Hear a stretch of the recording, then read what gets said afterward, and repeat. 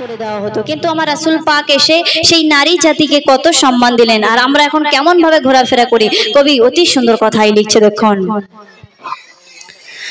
নারী জগতের জান রে, নারী আধা ঈমান রে, নারী জগতের জান রে, নারী আধা ঈমান রে, বলে গেছেন মোর দয়ার নবীজি করো নারীর সম্মান রে, বলে গেছেন মোর দয়ার নবীজি করো নারীর সম্মান রে, নারী জগতের জান রে।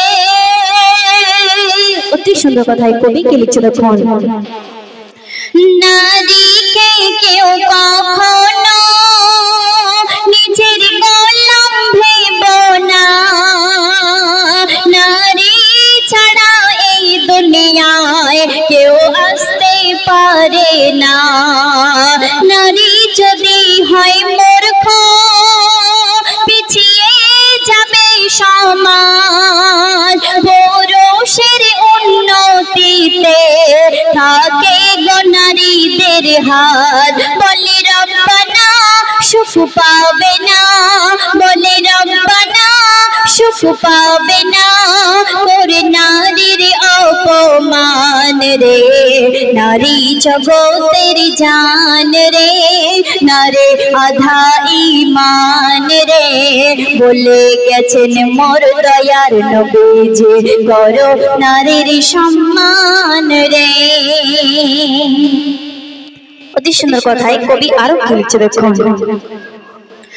আমার ঘরের মেয়ে যখন শ্বশুর বাড়ি কষ্ট পায়, মা বাপের মনটা কাঁদে আর বুকটা ফেটে যায়, আমার ঘরের মেয়ে যখন শ্বশুর বাড়ি কষ্ট পায়, মা বাপের মনটা কাঁদে আর বুকটা ফেটে যায়, পরের মেয়েকে আমরা দিই জ্বালা যন্ত্রণা, আর নিজের অন্যায় চেপে রেখে বলি বৌমা ভালো না, নিজের অন্যায় চেপে রেখে বলি বৌমা ভালো না, যার পরের ভেবে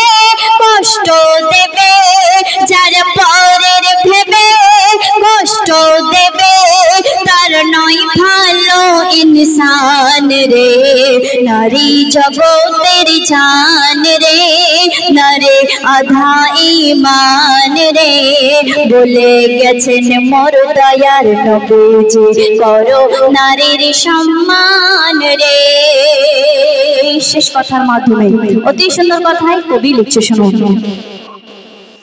মা বোনেদের কাছে মোরা করে আবেদন, তোমার পিতা স্বামী পাবে সম্মান, ভালো হলে তোমার চাল চলন, যত থাক না তোমার আমল, কবি লিখছে যত থাক না তোমার আমল, যত হও না পরহেজগার, মহিদুল ইসলাম বলে যায় তোর সব কিছু বেকার, মহিদুল ইসলাম বলে যায় তোর সব কিছু বেকার, স্বামীর মনে ব্যথা দিলে, স্বামীর মনে ব্যথা দিলে যাবে সোজা জাহান্নাম রে, নারী জগতের